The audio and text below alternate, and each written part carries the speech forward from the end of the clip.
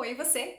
Eu sou a Fabi e hoje eu vim aqui compartilhar com vocês a resenha de um livro muito legal que eu li recentemente de uma autora que eu já conhecia, que eu inclusive acompanhava o canal dela aqui no YouTube há algum tempo atrás, mas eu vi que ela tinha lançado alguns livros, eu não tinha lido nenhum, e aí eu resolvi pesquisar qual foi um dos primeiros que ela lançou para começar mais ou menos numa sequência lógica.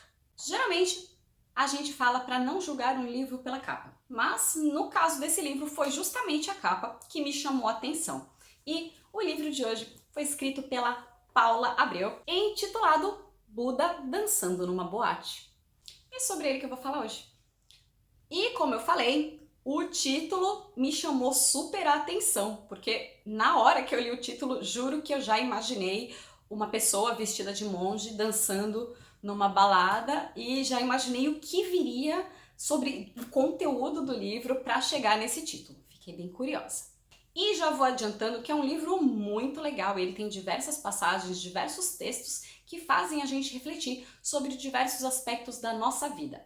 Então, esse livro fala sobre espiritualidade, não é sobre religião. São duas coisas distintas que é muito importante pontuar aqui, que apesar do nome ser Buda Dançando numa Boate, não é um livro sobre budismo. Então, se você bater o olho, ver a capinha dessa resenha e ver Buda, já vou avisando que não é sobre isso. Mas são diversas reflexões que fazem a gente pensar e trazem sim uma filosofia budista, principalmente de causa e efeito em cada texto que ela escreve. E, como sempre, eu separei diversos trechinhos para compartilhar com vocês. E logo no primeiro texto que eu separei, justamente falando sobre espiritualidade, ela trata sobre como o universo, como a vida nos dá diversos sinais para a gente se conectar um pouco mais com a natureza, porque afinal de contas, infelizmente, com o passar do tempo e com a evolução tecnológica, o homem foi se separando da natureza e também da sua própria essência. E aí, ela fala como muita gente começa o ano ou começa a semana querendo mudar o mundo, querendo modificar seus hábitos e por aí vai, mas que infelizmente com a correria do dia a dia esses planos acabam ficando para segundo plano. E aí, nesse texto ela vai falando sobre justamente esses sinais que o universo vai te dando, muitas vezes você vai ignorando, mas os efeitos da sua ignorância a esses sinais vão vir. E aí ela diz: essa rasteira do universo pode vir de diversas maneiras. Um câncer seu ou de alguém que você ama, uma traição, um divórcio, a demissão, uma tragédia na sua família, a morte repentina de alguém querido, uma crise de pânico ou uma depressão. A maioria das pessoas vive como se a espiritualidade fosse opcional. Para essas, os convites não vão parar de chegar. E aí, ela cita um autor chamado Martin Borazon, que diz: num único instante, a vida pode revelar outra realidade que era inconcebível no momento anterior. É preciso apenas um instante para que mudanças dramáticas aconteçam. E isso é uma das coisas que, quando eu comento, geralmente em algumas conversas as pessoas me taxam como dramática ou pessimista. Mas na verdade eu gosto de olhar diversos aspectos de uma situação. E uma das coisas que fala aqui é que não somente a espiritualidade, mas também o assunto morte e mudanças radicais, ninguém se prepara, não tem uma gestão de riscos sobre o que pode acontecer e que podem acontecer com qualquer um.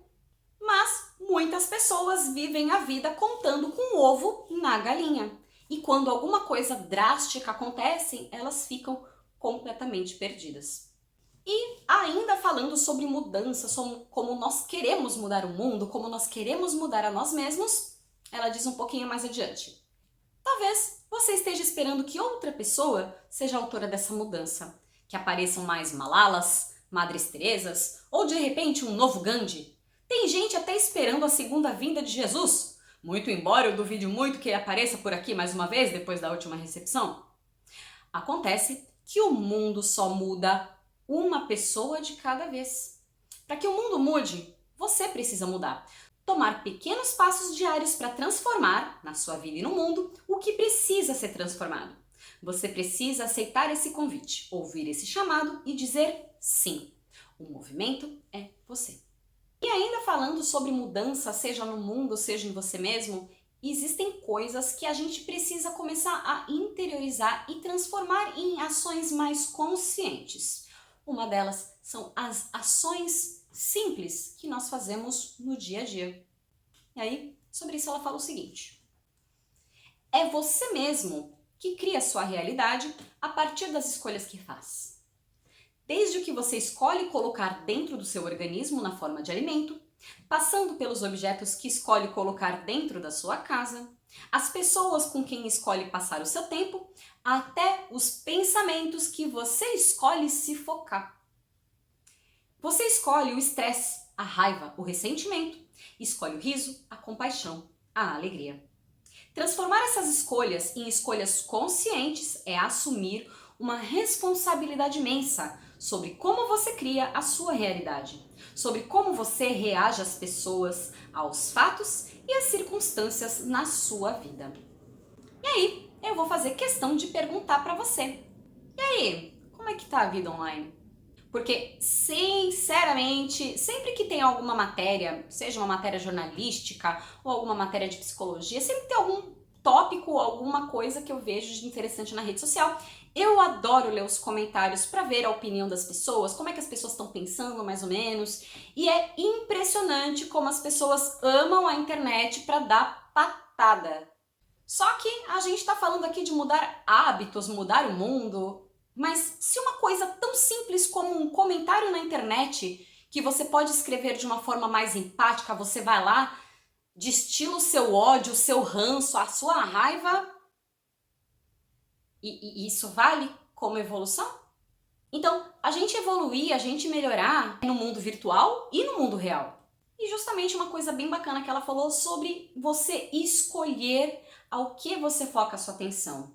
Eu tenho quase certeza que em algum momento do dia, eu acho que isso acontece todos os dias, porque é tanta informação, é tanta notícia que a gente absorve, que eu tenho quase certeza que em algum momento você leu uma notícia, uma opinião, um fato, alguma coisa que te deixou meio irritado. E aí, você tem dois caminhos.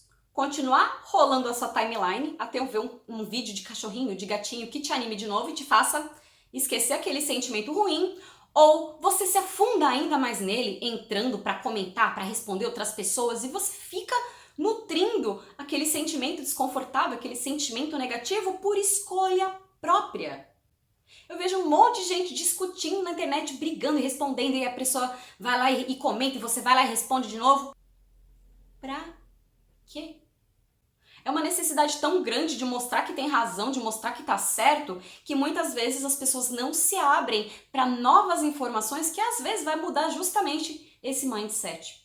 E uma coisa também interessante da gente analisar é se esses comentários com raiva, com rancor, com ódio que são postados na internet não tem um fundinho de inveja, um fundinho de despeito, um fundinho de mágoa. E se você não conseguir, buscar ajuda pode ser necessário. Porque, afinal de contas, na rede social parece que é tudo muito perfeito, muito maravilhoso, todo mundo tem uma vida melhor do que a sua.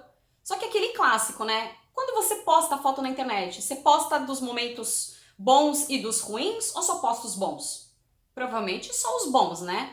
As pessoas também, você tem que sempre lembrar disso. Então, acredite, muita gente que você vê comendo coisa chique, em restaurante caro, tem um dia na semana que come ali arroz, feijão e ovo, só não posta. E aí, justamente falando sobre essa imagem que a internet causa de que a vida de todo mundo é melhor do que a sua, num texto mais adiante, ela fala da seguinte forma: aquela vida perfeita de uma outra pessoa que você acompanha somente por fotos muito bem produzidas e editadas no Instagram. Você pensa que só quando você tiver essas coisas, você poderá ser feliz. E você vai trabalhar além da conta, provavelmente em algo que você nem gosta, que não alimenta a sua alma, apenas para fazer dinheiro suficiente para consumir essas coisas. Talvez você se pegue vivendo de olerite em olerite. E talvez você perceba também que o preço que você pagou por elas todas foi muito, muito mais do que apenas dinheiro que custaram. Você pagou com seu tempo, você pagou com a sua alma, você pagou com a sua vida. E isso é uma coisa muito legal que eu achei ótimo para refletir, porque realmente tudo que nós temos, tudo que nós compramos levou tempo da nossa vida, porque Você trabalha para obter dinheiro. Então, quando você gasta muito dinheiro, você precisou ter trabalhado muito e aquilo despendeu então muita energia do seu ser para adquirir determinado objeto. E aí, uma frase muito comum que eu já ouvi de diversas pessoas é que você só cresce, você só se foca no trabalho quando você tem dívidas. Tá na hora da gente mudar um pouquinho isso, né? Porque se você ficar sempre correndo atrás de só pagar boleto, e se você ficar doente? E se acontecer algum problema? Tipo aquele filme Up, Altas Aventuras, quando o casal tenta juntar as moedinhas no vidro para viajar para Paradise Falls, e aí cai uma árvore, quebra o telhado, eles têm que usar o dinheirinho, aí quando eles juntam de novo, fura o pneu do carro, eles têm que usar o dinheirinho e acabam não indo. Então, é bom pensar, a indústria quer que você consuma, porque afinal de contas eles estão ganhando o seu dinheiro, que é também o seu tempo de vida. Então, quanto mais você tem desejo de consumir, quanto mais coisas você quer, mais tempo você vai despender para conseguir essas coisas. E esse tempo justamente poderia ser um tempo onde você poderia se aproximar mais dos seus filhos, mais da sua família, mais do seu cônjuge, fazer alguns programinhas mais saudáveis. Então, bom refletir também sobre o que você está deixando de fazer para ganhar esse dinheiro. Então, é importante também analisar o que você está deixando, o que você está abrindo mão em prol dessas coisas.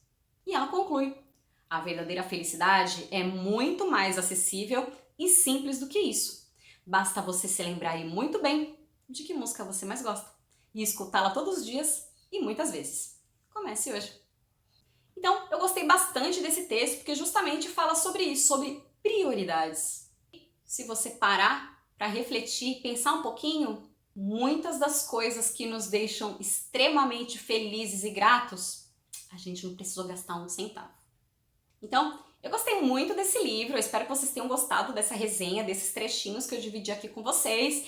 E, obviamente, no livro tem muito mais, com um monte de outras coisas para vocês lerem. É um livro que eu recomendo que vocês leiam um texto, para um minutinho, 2, 5 se necessário, ou até mais, refletindo sobre ele, porque tem bastante coisa. Se você ficar lendo um atrás do outro, talvez quando você lê o quarto texto, você não se lembre do primeiro. Então, são lições que são bem bacanas, bem simples, uma linguagem bem clara. E achei um livro bem bacana, bem sucinto, para você aí que está buscando evolução na sua vida, como ser humano, seu desenvolvimento pessoal, seja para você mudar a si mesmo, seja para você contribuir e melhorar o mundo, seja qual for o seu objetivo de evolução, esse livro eu acho que vai te dar alguns insights. Você já conhece os livros da Paula Abreu? Já leu algum livro dela? Se você já leu, me escreve aqui embaixo nos comentários, me indica um livro bacana dela para eu ler depois. E se você já leu esse livro, também me escreve aqui embaixo o que você achou. Se você gostou, se você não gostou, se não gostou, por que não gostou? Também vou querer saber. Então, é isso. Eu espero que vocês tenham gostado. Se você gostou, não esquece de deixar o seu joinha, se inscrever aqui no canal para receber as notificações dos próximos vídeos e vocês também podem ver os diversos vídeos dessa playlist aqui em cima, tá bom? Então, por hoje é só. Um beijo. Tchau, tchau.